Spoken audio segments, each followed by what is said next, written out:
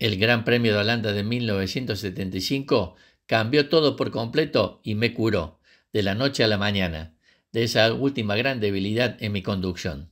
Fue una carrera bajo la máxima presión, porque Niki Lauda estaba respirándome la nuca con el Ferrari que lo conquistaba todo. Creo que es justo decir que desde el comienzo de la temporada europea en adelante, la única vez que a Lauda le ganaron de manera justa, sin tener ningún tipo de problema o drama, fue en esa carrera.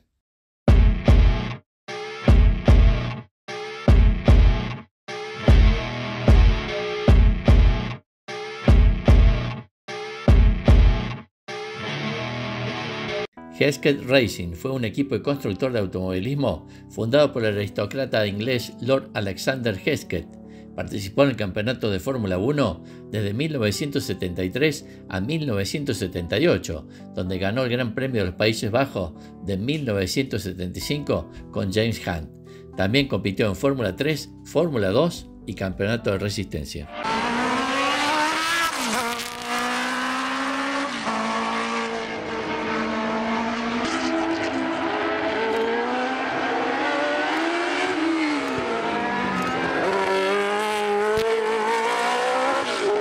El inglés Alexander Hesketh, con Anthony Horsley como piloto, compitió en varias carreras de Fórmula 3 en Europa en 1972.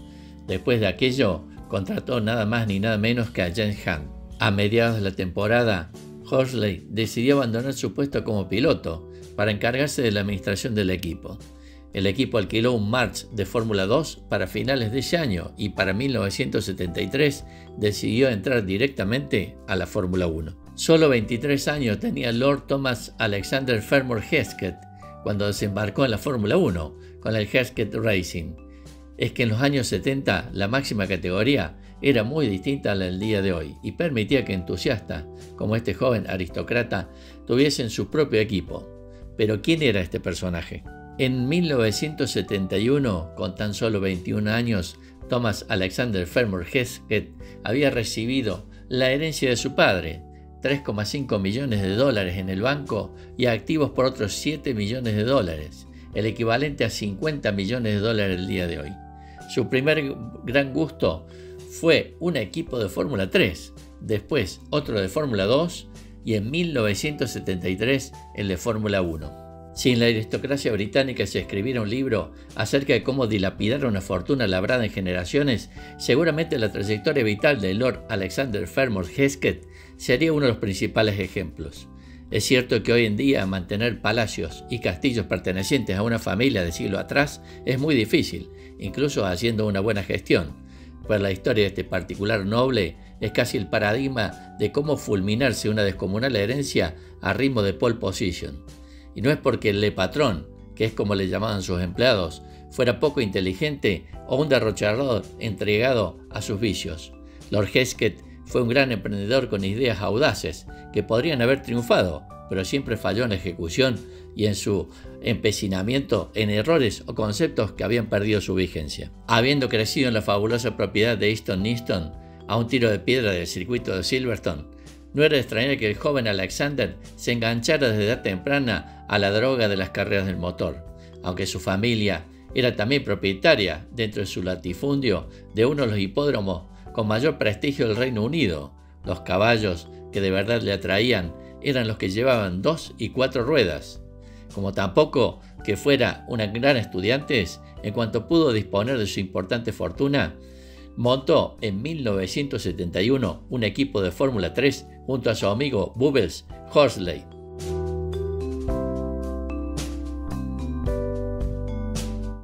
Hesketh alquiló un Surtees TS9 para la carrera de campeones de Brands Hatch, fuera del campeonato, donde Hunt finalizó tercero.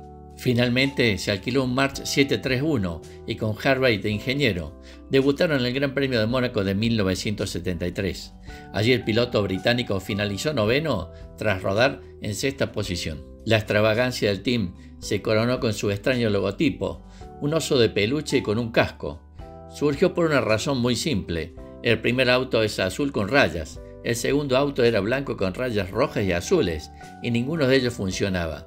Así que puse esa franja diagonal roja, blanca y azul, pero necesitamos algo como un logotipo. Intentamos como un símbolo heráldico, pero recibimos muchas críticas de personas como la BBC. Entonces pensé, bueno, hagamos una parodia y veamos qué sucede. Alguien tenía una postal de un oso de peluche, así que le puse un casco protector con una Union Jack. El Lord llegaba en la semana con el helicóptero Bell Ranger blanco, encrespó las aguas del puerto de Mónaco y se posó sobre el muelle, a espaldas de la piscina de Monte Carlo. Lord Hesketh llegaba por todo lo alto al Gran Premio de Mónaco, descendió de su aparato y se dirigió hacia los 2 yates que había alquilado para la ocasión, el Nefertiti para él y las fiestas, y el Henry Morgan para el resto del equipo. Aún así, con no tan buen resultado, ese fin de semana el Lord, Hunt y sus amigos se lo pasaron muy bien con estimulantes compañías y una excelente provisión de Dom Perignon. Preguntado al ingeniero cómo le había convencido Hesketh para que dejara March y se aliara a la banda de los gamberros, el tímido ingeniero y formal respondía sonriente: me emborracharon primero. Cuando los periodistas le mencionaban sus excesos de diversión y de gastos innecesarios, gastaba el doble en fiestas que en el equipo, Lord Hesketh razonaba: mucha gente quiere hacer mucho dinero y acumularlo. Yo quiero hacer mucho dinero para poder gastarlo. Me gusta gastarlo para crear algo totalmente mío, por eso tengo este equipo de carreras. James Hunt sumaría sus primeros puntos en el Gran Premio de Francia y repitió en Gran Bretaña, Países Bajos y los Estados Unidos, además subiendo al podio en estas 2 últimas. De esta forma, Hunt terminaría octavo en el campeonato, solo habiendo corrido 7 de las 15 carreras de la temporada. Además, sumó todos los puntos para March Ford en el campeonato de constructores, que contaba con el equipo de fábrica. Para el año 1974, el Hesketh 308 estuvo listo para el Trofeo International de Silverstone. Hunt ganó largando desde la pole position. Dentro del campeonato hizo su debut en el Gran Premio de Sudáfrica. Hesketh ocupó el 3er lugar en las carreras de Suecia, Austria y los Estados Unidos y finalizó 6º en el campeonato de constructores. La de 1974 no fue una buena temporada para Hesketh Racing. Con el Hesketh 308 creado por Harvey, Hunt abandonó en 9 de las 15 carreras. No obstante, se dio el gusto de subir al 3er escalón del podio en los Gran Premios de Suecia, Austria y los Estados Unidos. Para el año siguiente se vendieron algunos 308 para que se inscribieran con equipos privados, mientras que el equipo modificó el 308 para James Hunt. En Londres, para enero de 1975, en su oficina, Lord Hesketh recibió a su amigo y jefe de equipo Anthony Bubble Horsley. Los números no dan, Bubbles. He gastado en torno a $2 millones en 3 temporadas. Me estoy quedando sin efectivo. Te dejo un presupuesto de $100.000 para 1975. Necesitarás al menos otros 100.000. A fin de año lo dejo. Se acababan las fiestas y el champán caro. El Lord vendió su helicóptero y Hunt tuvo que aceptar como parte de pago por su contrato anual de $150.000 el Porsche 911 RS Carrera de Hesketh. Ya por esos años, las grandes empresas veían la Fórmula 1 como un escaparate. Sin embargo, Hesketh Racing parecía desistir de lucir patrocinadores y sus autos se destacaban en la grilla por su inmaculado blanco junto a los colores de las banderas de Inglaterra en honor a su padre y Escocia en tributo a su madre. En parte porque Lord Hesketh seguía el mandato del Royal Automobile Club, que les recomendaba a los equipos británicos no poner publicidad en sus autos, aunque podían colocar los logos de los socios técnicos en un sector de 26 pulgadas cuadradas, y por otro lado, porque su equipo había tomado tanta trascendencia que espantaba a las marcas.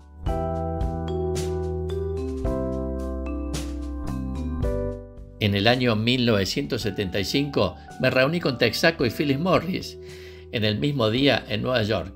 Al momento de esas reuniones habíamos aparecido en la portada de Sport Illustrated y Paris Match.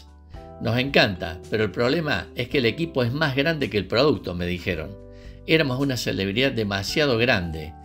Sé que suena completamente extraño, pero en realidad esa es la historia. Ahora te pagan una gran fortuna si apareces en los periódicos. En ese momento, hace 50 años, eso se consideraba un alejamiento de la marca. Por eso no pudimos conseguir dinero. Para marzo de 1975, en el Autódromo de Buenos Aires, Argentina, el 308B se presentó con su suspensión de goma en vez de los muelles metálicos que tenía el 308 de 1974. Su creador, Harvey, también modificó la ubicación de los radiadores de aceite. Por sus excesos en las carreras, Hunt comenzaba a tener problemas en su matrimonio con Miller. Una segunda posición de Hunt en Argentina y un sexto puesto en Brasil pagaron algunos gastos del equipo, pero 5 abandonos consecutivos debido a la falta de fiabilidad dejaron la caja casi vacía. La situación era desesperada. En la semana anterior al Gran Premio de Holanda, Horsley reunió a todos en el granero junto a su mansión de Easton-Niston. Si no ganamos, cerramos antes de fin de año, aseguró. Y tú, James, déjate de tonterías. O te pones a la altura o busco otro piloto. James Hunt ganaría el Gran Premio de los Países Bajos, delante de los Ferraris de Niki Lauda y de Clay Regazzoni. El propio James Hunt recordaría años más tarde: la carrera más importante para mí fue el Gran Premio de Holanda de 1975 con Hesketh. Mi primera victoria en un Gran Premio y la única del equipo Hesketh. Eso era algo muy especial, porque Hesketh Racing me dio y me enseñó todo en la Fórmula 1, y era donde estaba mi alma. Siempre he sentido que merecían más de una victoria. Por varias razones fue una carrera importante. Llevaba un camino muy irregular en la Fórmula 1. Casi no había ganado ninguna carrera fuera de ella y no tenía experiencia en vencer. Al final de mi trayectoria, había ganado muchas más carreras de Fórmula 1 que de todas las demás categorías juntas, contaba James Hunt en primera persona.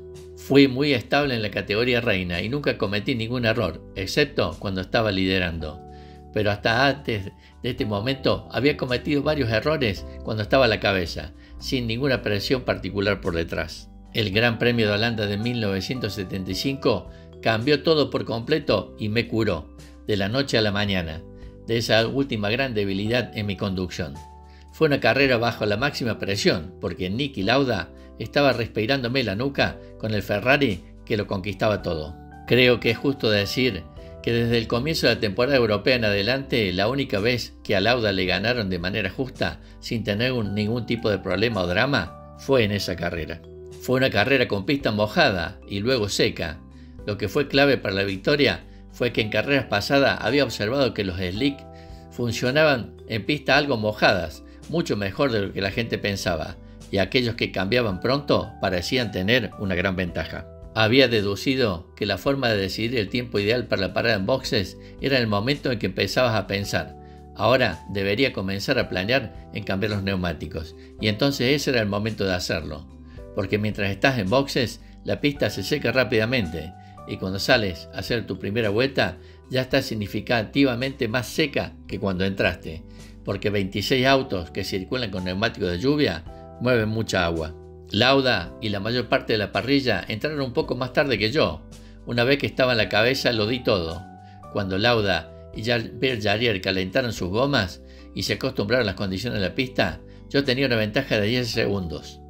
A partir de entonces me alcanzaron lentamente porque el Hesketh no era un monoplaza completamente competitivo. Lord Hesketh elevó su mano derecha con el dedo corazón apuntando hacia arriba, cuando sobre el camión, que daba una vuelta de honor tras la carrera, pasó enfrente a boxes ante la vista de todos los jefes de los equipos rivales.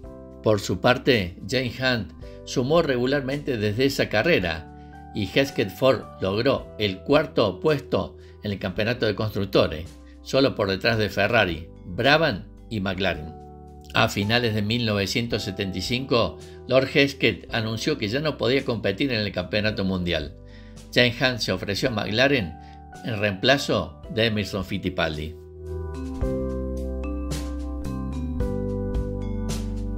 En Wimbledon, en diciembre de 1975, James Hunt abrió la puerta de su casa y Hogan le puso la oferta que no podía rechazar. Olvídate de tus ganas de firmar con Lotus. Philip Morris te ofrece $50,000 por año y libertad para tus presentaciones personales. Y si firmas con ellos, McLaren te dará participación en los premios. Hunt asintió, no le quedaba otra, iba a reemplazar al saliente Emerson Fittipaldi. ¿Podía acaso presentir que estaba camino a su única corona mundial en 1976? El nombre de Hesketh seguiría en Fórmula 1, pero sin resultados destacables. Primero Harvey llevó su monoplaza 308C hacia la asociación Wolf Williams Racing, Luego, Anthony Horsley actualizó la versión 308 a la 308D y continuó bajo el nombre de Hesketh Racing. El austríaco Harald Ertl firmó junto con Penthouse Magazine y Risla como patrocinadores, y Guy Edwards se unió en el Gran Premio de Bélgica, y otros 2 pilotos también correrían más adelante. No sumaron puntos en todo el año. Frank Derny diseñó el nuevo chasis 308E para la temporada de 1977, con Rupert Keegan conduciendo junto a Harald Ertl. Más tarde llegaron el mexicano Héctor Rabake y el británico Ian Ashley, pero de todas maneras cerraron nuevamente la temporada sin puntuar. Pero Lord Hesketh no aguantaba vivir sin su equipo de Fórmula 1 y en 1977 regresó de nuevo a la categoría con el piloto Rupert Keegan, que apuntaba a ser el nuevo James Hunt, y además ahora lo hacía con patrocinadores. El problema es que aunque a priori los miembros eran los adecuados para esta vez, sin tener un negocio sostenible en la competición, el fiasco esta vez fue un verdadero órdago. El nuevo auto resultó estar desfasado nada más nacer, al coincidir con el nacimiento de los autos de efecto suelo. Keegan, por su parte, tenía talento a raudales, pero era todavía más juerguista e indisciplinado que Hunt. No duraron en el segundo intento ni una temporada completa. Para colmo, lo único que le quedaba a Hesketh Racing de buena reputación al no llevar patrocinadores por llevar solo los colores nacionales británicos, se fue al garete enseguida al tener como principal auspiciante a una revista pornográfica y un papel de fumar famoso por ser el preferido en la época para los porros. Para el año 1978 llegaría el respaldo de Olympus, la marca de cámaras, al equipo. Con solo un monoplaza para el Gran Premio, 3 pilotos ocuparon su asiento en las primeras 6 carreras, sin finalizar ninguna de ellas, y Hesketh se retiró finalmente del campeonato. Luego del paso por los monoplazas, Harvey decidió fabricar un prototipo LM en asociación con la empresa Iveco y con el piloto Ian Bracey. Su primera competición fue en las 24 horas de Le Mans de 1978, con Guy Edwards y Ian Grove al volante, sin llegar a la meta. También participó en la edición de 1981, esta vez con Tiff Needle y Tony Timer, pero con el mismo resultado. Resumiendo la participación del equipo Hesketh en la Fórmula 1, su debut lo hizo en Sudáfrica en el año 1974 y la última carrera volvió a ser también el Gran Premio de Sudáfrica para el año 1978. En total disputaron 52 carreras, obteniendo 7 podios, una victoria y una vuelta rápida.